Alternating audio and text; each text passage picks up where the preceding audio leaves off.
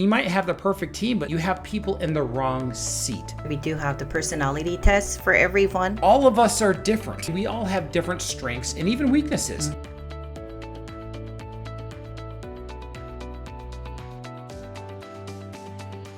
Good day. Hey, are you a DME supplier looking for ways to improve your business? If so, this Offsite Team podcast is for you. Hey, on the podcast today, not only do we cover all things DME, from billing to compliance to marketing to sales, we're also experts in the field to get their insights on the latest trends and challenges.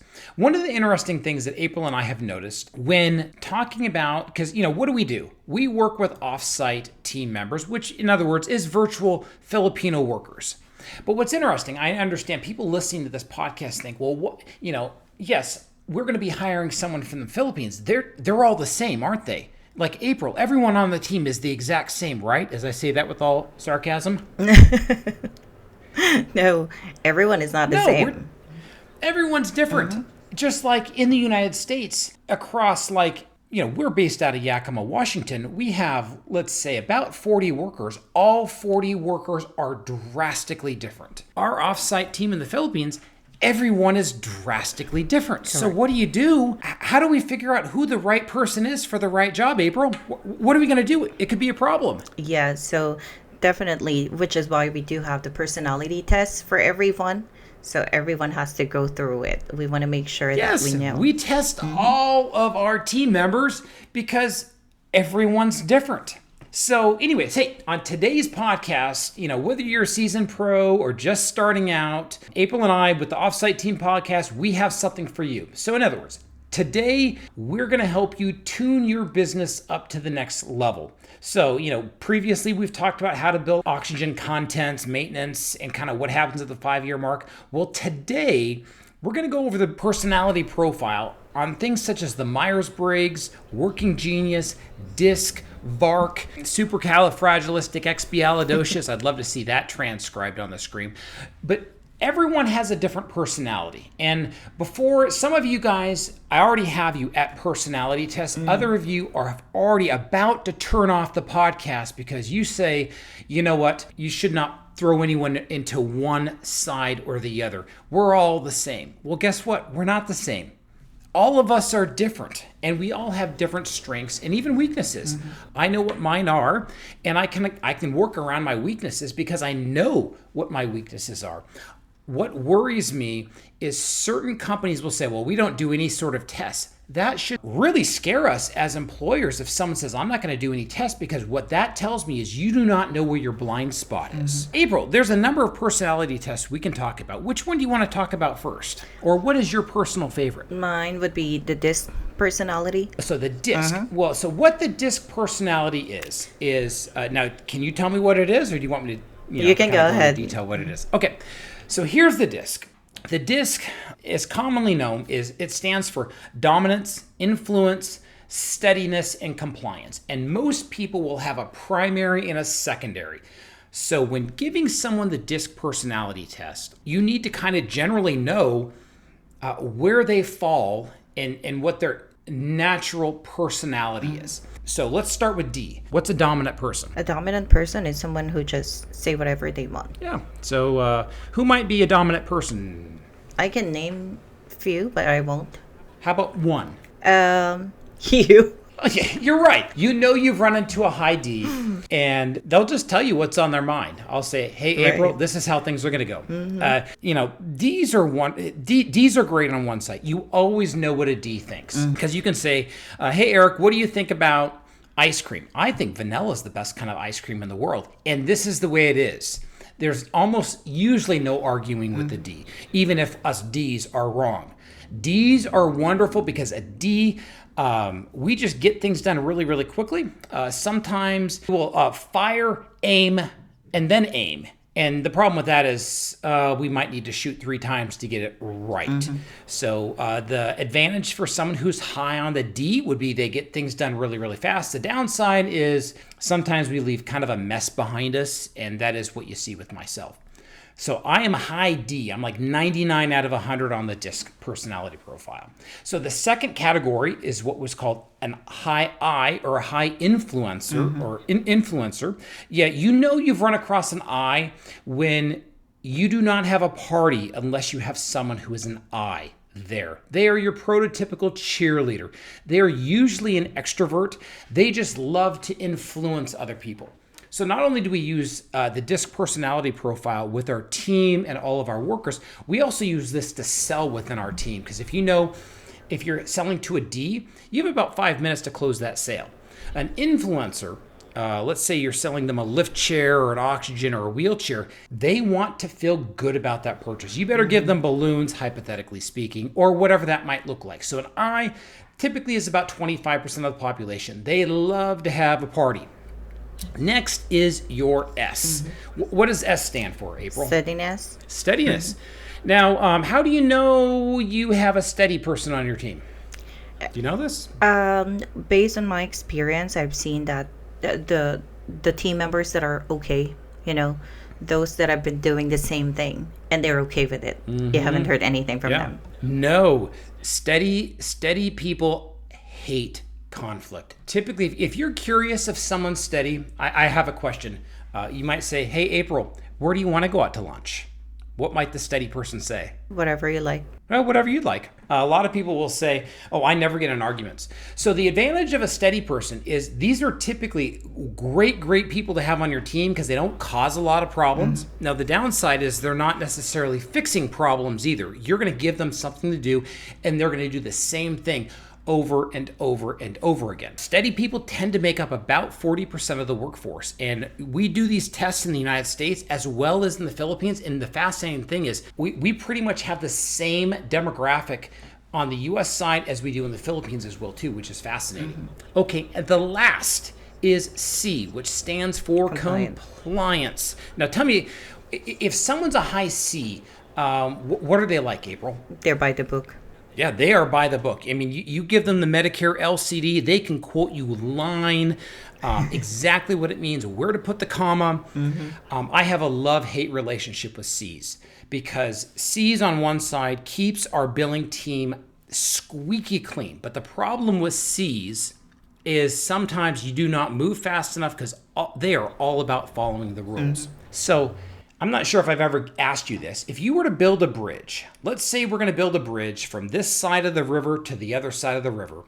What personality type are we going to hire first? Is it going to be a D, an I, an S, or a C? Do you want the dominant person? Do we want the influential person? Do you want the steady person? Or do you want the compliant person? I'd say the compliant. So we're going to hire the compliant person. You know what's going to happen if we hire the compliant person?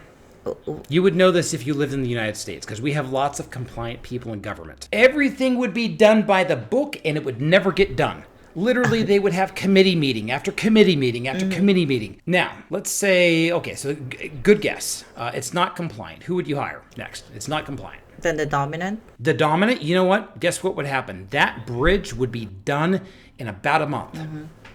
Guess what would happen 2 years later? It's going to break. It's going to break. It's going to fall down. Okay, so it's not the dominant person. So it's not the C. It's not the D. Do you think it's the influential person or the steady person? I'd say the steady person. Steady. You know what? They're going to just do it, and they're going to get it done. Guess what? The steady person, if you only have the steady person, half the team's going to quit because the job is so doggone boring. So it's not the steady person. So it's the influential. You know what? They're going to have an opening party. They're going to have a closing party. And you know what's the problem with the influential person? They have partied so much, the job never got done. Really, at the end of the day, it's a trick question. You need all four on your team. And at least be aware, you need the dominant person to really be firing things up to be moving forward. You need the influential person because if you do not have them on your team, everyone quits or they hate life. You need them giving high fives or hugs or you name it. You need the steady person because if not, people kind of get distracted and they're the ones that say, hey guys, we need to get our whips done. Right. And then you need the compliant person to say, guys, we have to follow the LCD. If not, the bridge is going to fall down. So when hiring for certain jobs, you really do need all four. You need to have a dominant person, an influential person, a steady person, or a compliant person. Now, Let's say, in my case, when I started our medical supply, I was the only person. So I'm a high D, I'm a secondary C, I have almost no I and very little S. So what I have to do is, if it's just me, because my I is so low, I have to fake it around other people. Some people have said, well, Eric, at this gathering, you were an extrovert. Like, right. Yeah, I was faking it the entire time. But I realized for these 2 hours, I had to fake it. So when hiring for a team, you need to at least be aware of where everyone is. You don't want a full team of just C's or just D's or I's. You need to have all of the above. And on a future podcast, we'll talk about how do you sell using the DISC. So that's the first personality profile we use with our teams. And let's say if someone comes to us and say, hey, Eric, I need an offsite team member. The first thing that we're going to do is start asking you, is this for a biller? Is this for a salesperson? And then what we're going to try to do is use the personality test to get you the right person for your team. Because if you say, hey, I need an outside salesperson, and this one does not have a lot of high influence, they might not do a very, very good job. But they might be a heck of a great biller if they're all about steadiness and compliance, as an example. Okay, so that's the first one, is the DISC. So what's the next personality test we're going to talk about, April? The next one that we have is the VARK personality. VARK. VARK is amazing. This has been one of my favorite personality tests. Not that we basically hire off of this. The VARK is the personality test that we use to teach our team members. So V stands for visual learners, A stands for auditory learners, R stands for learners who read, and K stands for kinesthetic. And what I've noticed is there's a lot of people, you need to know what someone's primary and secondary learning style is. So there have been several people across our companies, they're not doing a good job. They couldn't figure out what the LCD says or how to answer phone calls. And once we realized, oh, here's someone who is a high kinesthetic learner, which means they need to learn by doing. You need to give them the Brightree login where you basically can't break anything and let them play around with things. That's how they learn.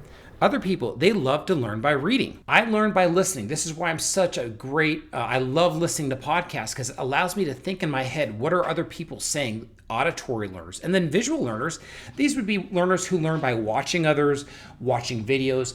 Everyone's a little bit different. So on our very first day on the job, what we do with our team is we take them all through the VARK and figure out how do they learn. So if someone says, I'm going to teach them how to answer phone calls or learn how to bill or wrangle faxes, we have a general idea who will work with what. So April, why don't you tell me, what are you? Are you a V, A, R, or a K? I'm actually kinetic, so... Yeah, kinesthetic. Kinesthetic, so sorry. You learn by doing. Yeah, you learn by doing, don't you? That is correct. So I make mistakes and I learn from it. That's how I do. And I'm an auditory learner. So I'm primarily auditory, and I will tell you, don't send me an email because my reading is like a 1 out of 12. So I mean, I know how to read, but frequently that's not the best way to get a hold of me is typically via video, if not video, a phone call. And it works really, really well. Okay, so we've talked DISC, we've talked VARK. Why don't we finish up? There's a number of other ones out there, Myers-Briggs, Enneagram, we do use for our leadership staff. I love the Enneagram, but I want to finish with the working genius. This is a personality, it's not really a personality test, it's more of a work preference test that I think is one of the best personality tests for workers that has just come out. So Working Genius, the way it works is it was developed by Patrick Lencioni and the Table Group out of California. But what they do is there are 6 main types of working geniuses is essentially how they are. So April, do you know what your 2 geniuses are? No, I have not took that thing. Oh, well, we will have you take this in the next couple of months. Yes. Essentially what they are, I'll start with my 2. My 2 geniuses that I have are wonder and invention. So wonder is, I wonder what would happen if this. I love dreaming up with, new things. Hey, this store is doing well, but it could be even better. It's the wonder. These are your daydreamers. Typically, people with the genius of wonder tend to be entrepreneurs, which is why I've run as many companies as I have. So that would be wonder. Number 2 is invention. So this would be like, hey, we have a policy, but how can we make it even better? How can we get customers through our showroom even faster? How can we take home oximetry tests and instead of converting on 20% of the referrals, now convert on 30% by playing around with some back end and policies and procedures. So that would be like I for an invention. Now the next two, now everyone has two geniuses, and if you think you have more, I have some sad news for you. Give me a call and I'll tell you why you only have two. So wonder and invention are my primary geniuses. Then there's what's called galvanizing and enablement. That's what they are. So galvanizing, very similar to the disc eye. A galvanizer is someone that literally galvanizes other people. They love to go out and do things. Typically, if you tell me you have an outside salesperson on your team, I'm going to want to make sure that their working genius typically is galvanizing. This is someone who literally loves to go drum up support for something else. They love to do this. This is not mine. That is one of my frustrations. Now, does it mean I can't do it? No, it doesn't mean I can't do it. But if you were to ask me to be a galvanizer every single day, it would drive me absolutely bonkers. So that would be galvanizing. Enablement essentially means you love to serve. So if I were to say, hey, April, can you go help Jonathan over here and then go help Joanne over here? People who have the genius of enablement absolutely love to serve others. Okay, and then the last two, one of them is tenacity. So tenacity is the ability to finish things. So typically people on the disc, all who are S's, also usually have tenacity. For example, we were having a problem with one of our departments and I could not figure out the answer. We literally could not get our numbers down. Where I was looking at this department, and part of the problem was I had people who had the wrong genius in the position. So for example, it was a somewhat rudimentary job. You just literally had to punch numbers all day long. But we needed someone who had a genius of tenacity in this position because they loved to finish things. That's the great thing about tenacity. What is the sixth one, April? Discernment. It's discernment. So the last one is discernment, and this is someone who can smell something out from 10 miles away. So discernment means someone will come in and give you a problem, but something is just off. The genius of discerning is literally they're really good at figuring out this is going to work or this is not going to work. Discernment also tends to work really well in billing, where they can look at chart notes and say, you know what, this order is not going to go through because the oximetry test wasn't done this way. They have that discerning eye.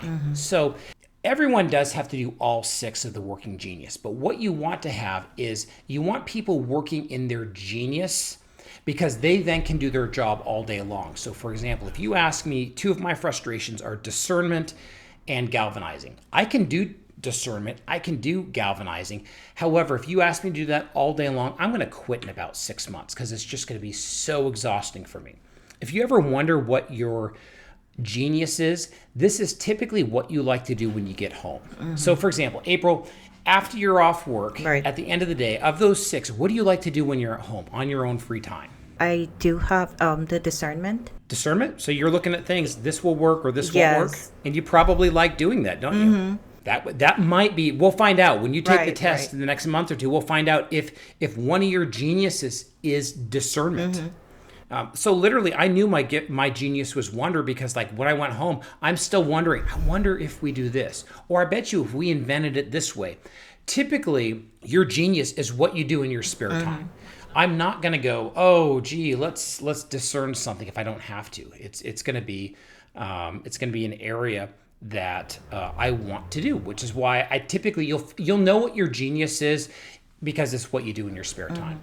So what we do at Offsite team, we use all personality tests. So for example, we have the DISC, we have the VARK, we have the working genius. Like I said, we also use the Enneagram and several other ones, not because we try to pigeonhole someone, but if you come to us and say, hey, Eric, I need a communications team member. I'm going to ask you, what does that look like? Or I need an outside sales team member, or I need a biller. You want to get the right person in the right seat. And then what you do with that is then they're going to be very, very successful.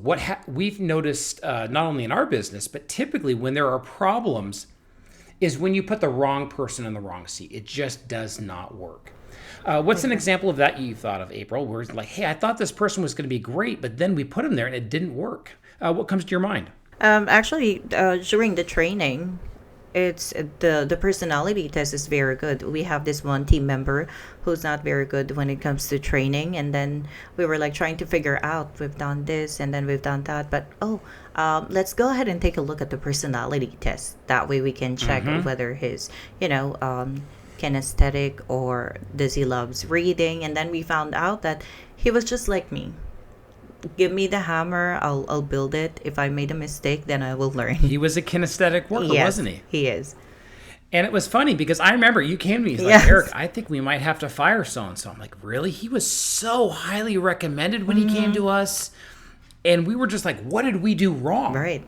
And I remember the sync with you. I said, well, April, tell me his VARK. And you looked at me like, uh-oh, I forgot to give him the VARK. So then you went back, you gave him the VARK, and we realized, oh, we've been teaching him through auditory and reading, and Correct. he's highly kinesthetic. You changed his training, and he's been knocking it out of the park. Correct. That is on us as leaders. And a lot of times it just, we've done this enough times. We've gotten pretty good at figuring things out, but ideally you don't want to have to waste 1 or 2 weeks with improper training. But this is where, hey, if we make a mistake, we learn from it, and then we move on.